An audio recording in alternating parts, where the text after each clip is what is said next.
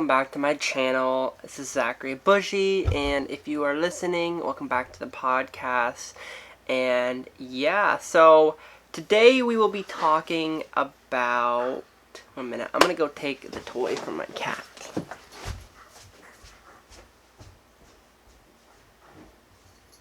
Stop.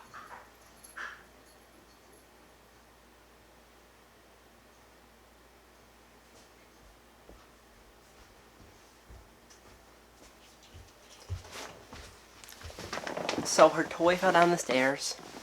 So I think we should have a couple minutes of silence because she loves that toy so much and she's very distracting. Anyway, today the topic will be Web3 and what exactly is... She just walked in here with the toy. We're just gonna go with it. So, today's topic is Web3 and what is Web3. It's kind of like a beginner's version. I'm gonna slow down. A beginner's version of Web3 and what Web3 is. I've personally been in the space for about 6 months now of like NFTs, Web3, and the crypto space. So I'm pretty new. And a lot of people are like, wow, that's new. And it is new compared to some people that's been in the space since like 2016, 2017. So Web3 is what I'm going to be discussing, a very beginner version of Web3. You can go so in depth with Web3 and what it is and what it's capable of, but I'm going to break down the simplicity, like the simplest way I can break down Web3, and I am going to be trying to learn more because even being in the NFT space and the Web3 space, I was focusing more on Web3, or not Web3. I was focusing more on the NFT space, so I didn't get to learn as much as I would like about Web3, but now with like a couple internships that I'm doing, I am learning more about Web3. So I'm super excited for that, and so yeah, let's break it down. So I feel like to really know what Web3 is, you kind of have to know what Web 1 and Web 2 are, because a lot of people don't even know what that means. So I'm going to break that down. So Web 1 is basically when the internet first came out, and all you could really do is you search a website on the internet, maybe, I don't know, Nike. So you search that, and you just see a lot of information about Nike. You can't buy anything. You can just see information. There's no contact forms. So it's basically the company can only talk to you and you can't talk to them. It's a one-way thing. So it's your laptop or your computer getting information, the server sending it to your laptop. Your laptop can't send information back for then the company to get a hold of. It's a one-way track from the server or from the company to you. That's it. There's nothing more than that. Just one way for Web 1. Web 2 is things like Instagram, LinkedIn, any website with a contact form, really. It's two ways, Web 2. It's the company, so let's say my company website, thequiver.com, I have a contact form. So if you load it up, you go on my website, and you fill out the contact form, you send it, that will then... Your computer is sending that information to the server, which is sending it to me. So it's a two-way thing. So I am able to see a website, maybe it's Instagram, I can send a message, I can have a comment, but people can now interact with each other. Companies can interact with their audience, the audience can interact with companies, people can interact with people.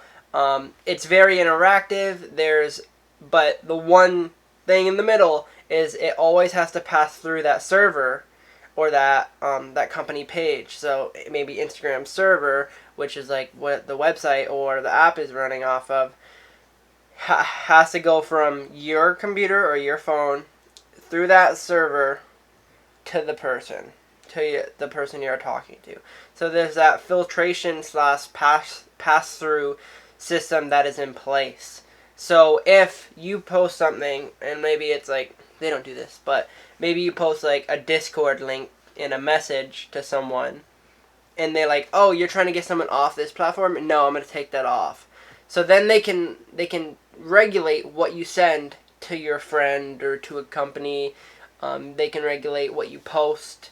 They can just, if they want, they can be like, your account, you've done too many things wrong, I'll just take it away. Or they don't even need a reason, really. It's their platform. They can just disable your account, get rid of it. There's nothing stopping them from doing that at all to your account. So you truly don't really own your account, because on anything, on Instagram, Facebook, anything really, because the company can be like, nope, you're done. I'm going to take your account away from you. And that's Web2 in a nutshell. So there's still that filtration system. What Web3 does is it takes away the company. So it uses blockchain technology. So basically, I can talk, like my computer can talk to another computer through a blockchain. The blockchain doesn't regulate. It's just a tracking ledger. And it can be like, I have a transaction with this person, and there's no regulation to that. So I can do what I want. I can make any NFT I want, post it, and there's no like, oh, I'm just going to pull that off. The marketplaces have regulation, but that's a Web2 business. Like OpenSea obviously has regulation, but it's basically laptop or computer, whatever, to computer. They can talk to each other without that filtration system now. And that's really what Web3 does. It's a peer-to-peer, and it's decentralized. It allows people to have like more more power and ownership of these individual items, and taking it into a gaming thing, a gaming aspect. Maybe you have Fortnite, and you have all these skins for your character to play when you're playing, but whenever Fortnite wants, they can be like, oh, this skin, let's get rid of this skin, and they can pull it from your account. Even if you paid money for it, even if you paid like, I don't know, $5 for the skin, they can just pull it away because you don't own it. All right.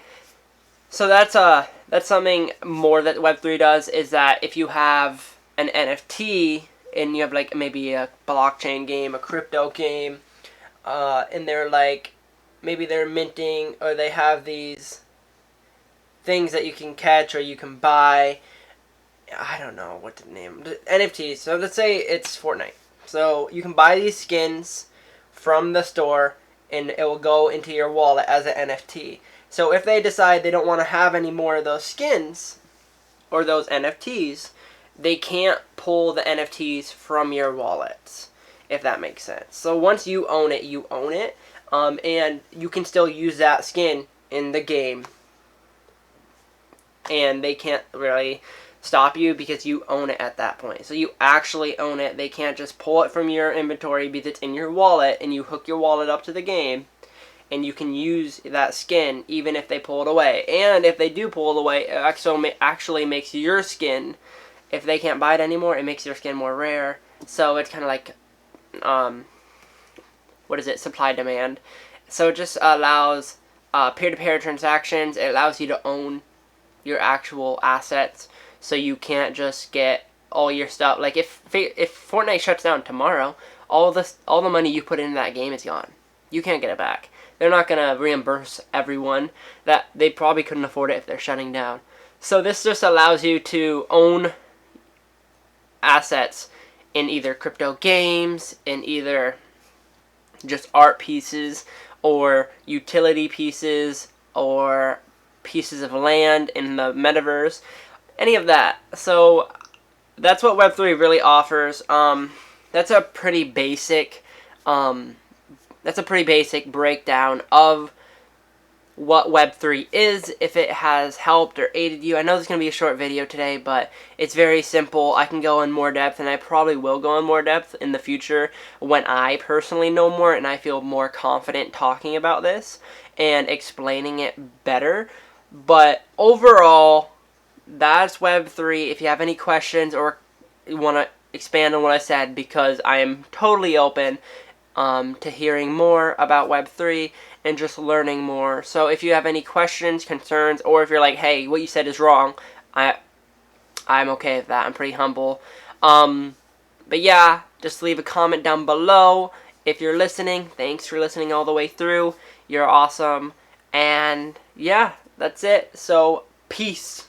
Catch you next time, guys.